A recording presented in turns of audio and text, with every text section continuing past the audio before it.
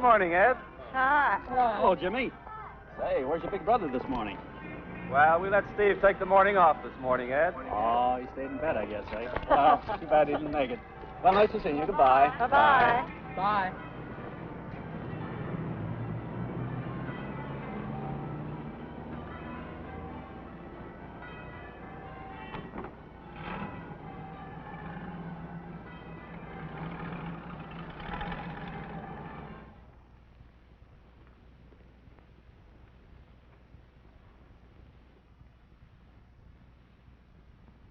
Hey, what's the matter with Steve this morning?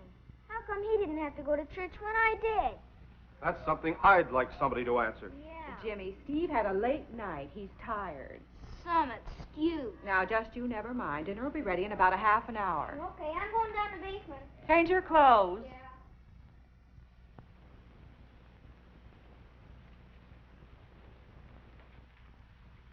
Yeah. Ann, we're making a mistake letting Steve get away with this. What's the matter with him all of a sudden, anyway? He used to be a nice, obedient kid like Jimmy. He's not Jimmy's age anymore. He's not even up yet. Harry, sit down. I want to talk this thing over before Steve appears. And I want you to listen. Now, I know Steve came in far too late last night. We don't even know what time he came in last night, except it was after 3 a.m. Now, just a minute, Harry. Steve is almost grown up. And don't say anything until I finish. He's old enough to know right from wrong. Molly Thornton was telling me she had exactly the same trouble with Bob a few years ago, and she left him absolutely alone. And before long, he was keeping sensible hours without a word from anyone. But, Ann, Steve is not like Bob. You know Steve. He'll drop his homework if one of the gang calls up. You're not showing much faith in your own son. That's nonsense. I'm worried about his schoolwork. Is he going to get through high school and go to college, or is he not? Well, right now, it doesn't look too hopeful. I'm telling you what he needs, and what every kid needs. He needs to be told what to do, and if he doesn't do it, we punish him. That's all there is to it. Harry, I remember you telling me how strict your father was. How you used to sneak out because you thought his rules were unfair. Well, they were unfair, too. You told me you behaved worse. Because he was so strict, you rebelled. That's right. Well, then how about listening to my idea for handling Steve? We can at least try. Well, what is it? We won't even mention last night. Treat him just like a grown-up. Act as though we weren't concerned at all. Not say anything? Not anything. Now, Steve will probably be down at any moment. We ought to look as though we hadn't even thought about him. You know, he'll probably have a perfectly good explanation for why he was so late last night. Then he'll apologize. You'll see.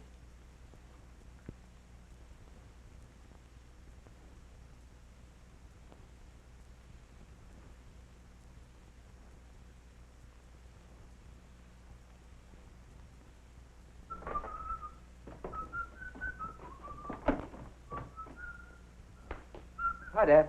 Hi, Mom. Hello, dear.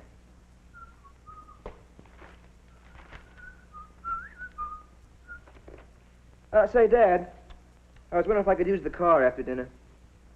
Some of the fellows want to go into town this afternoon, and I said I could probably get our car.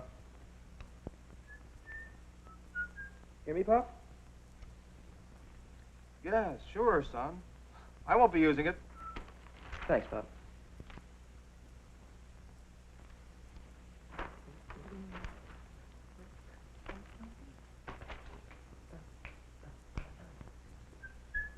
What time's dinner, Mom?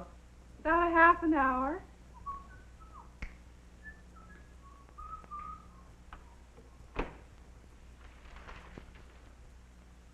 That was some explanation. Some apology he gave us.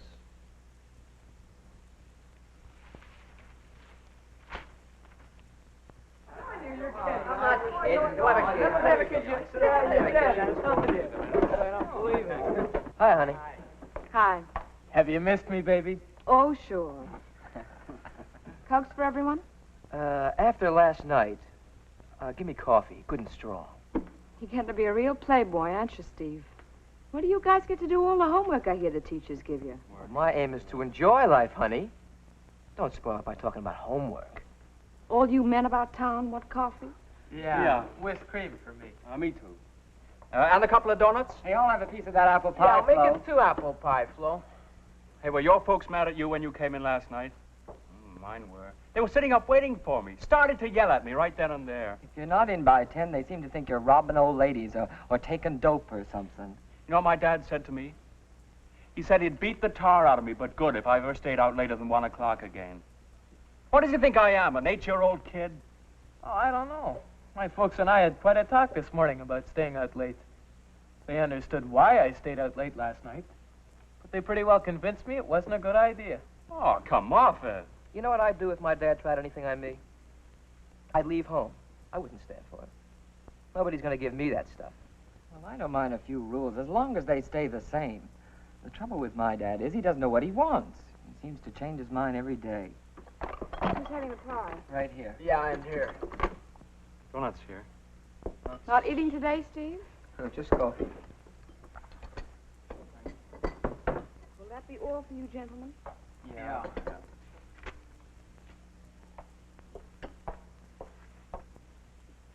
Say, I bet Flo'd be a lot of fun on a date. Oh, she wouldn't go with you. Oh, no? Oh, take this, kid. She'd sure cause a sensation if I took her to the Harmony Hop on the 21st. Say, you got a date for the dance, Steve? Oh, sure. I'll ask Jeannie. It's going to run into money, though. Let's see, tickets for 2, something to eat afterwards. Chipping in on the gas. Oh, that's really going to stretch my allowance. Yeah, it costs a lot of dough to go anywhere, practically. My dad can't understand why kids don't stay at home the way he did. But boy, he never makes it much fun for me to stick around. Yeah, it kills me. The way parents forget that you got to have fun while you're young. You know, I figure that social is just about as important as anything you do.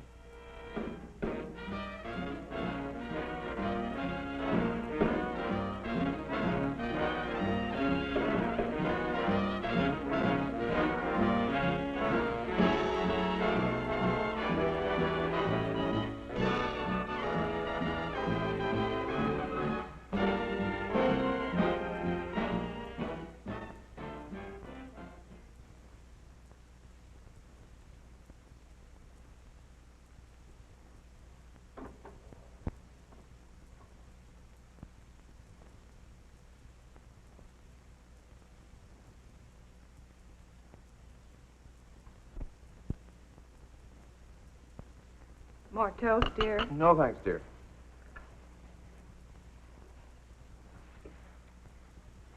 Was Steve up when you came down? Yeah, he was washing.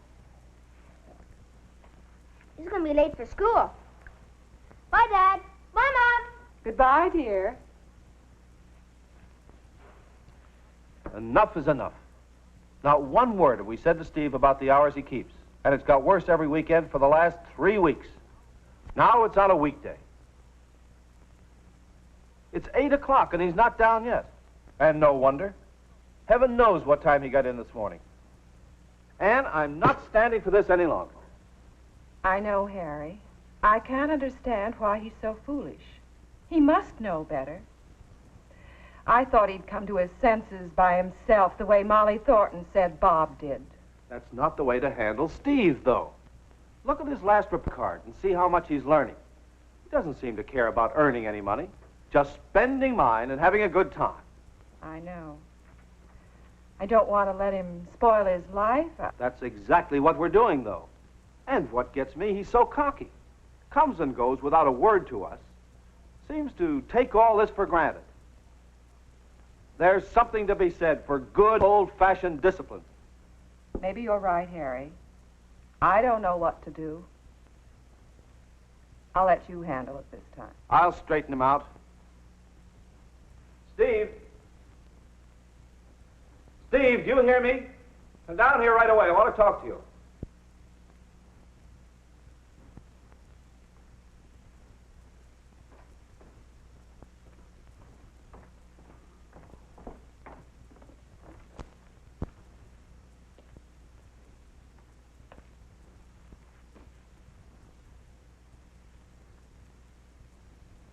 Oh, you did manage to get up this morning. Oh, sure. I guess I didn't hear the alarm go off. Oh, boy, I feel kind of tired. You feel sort of tired. Yeah. I should think anyone with any common sense would know if he kept the hours you've been keeping, that he'd feel tired. I've stood for all the nonsense I'm going to, Steve. Your mother and I thought that perhaps you'd see for yourself that these hours are no good, but apparently not. Your school marks are a disgrace. And what's hit you all of a sudden, Pop? Steve, your father is terribly worried about your schoolwork. You know we want you to go to college next year. You just don't seem to care. You can't treat me like a kid. Oh, no? Well, listen to this, young man. Considering your last report card, you're staying in every night for a week and study, starting tonight. It's my business what I do with my time. You don't seem to have enough common sense to know what to do about anything. And here's something else for you to think about. I'm cutting off your allowance for a week as punishment for your rudeness. But, Dad, the school dance is a week from tomorrow night. I've got to go. I mean, Jeannie will be counting on it, and I need my allowance to pay for it. You've nobody but yourself to blame. If you'd start earning some money of your own for a change, you wouldn't get stuck like this. If you can't decide between your schoolwork and having a good time, then I'll decide for you. That's unfair. You don't say anything about this to me for weeks, and all of a sudden you begin. You don't understand. I understand this much. You'll stay in every night for a week and study, and there'll be no allowance. Steve, your breakfast.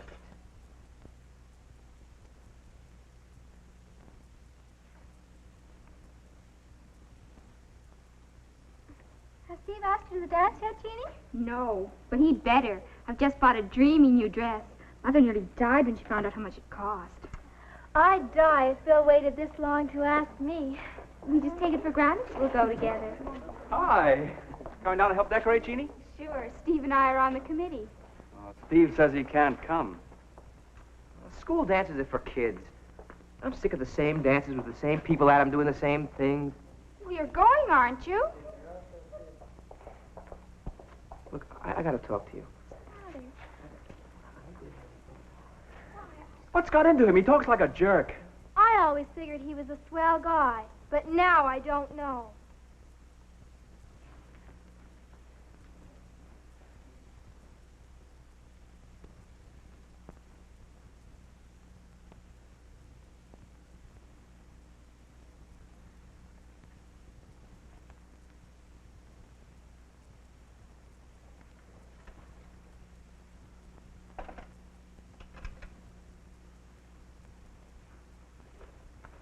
You through with this? Yes, sure, son. Here, dear, I made you a cup of cocoa.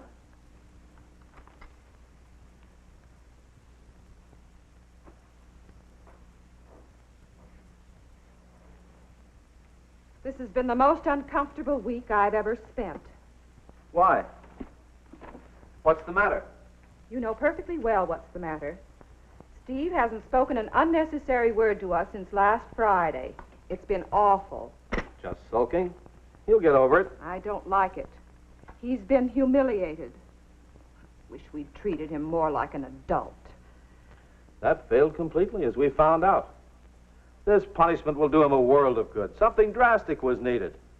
Steve will be a different person from now on. He's different now, and I hate it. We've got to find a better way to discipline him. Why can't we talk things over with him? Try to make him realize why we're punishing him.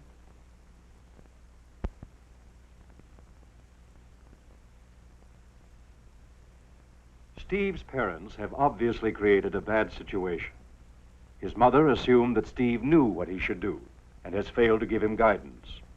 Steve's father has assumed that laying down the law was enough. Were both assumptions wrong? Why? Steve is now so embittered, he may react in a way that could seriously affect his future education and work, as well as his personality development. If you were Steve's parents, what would you do?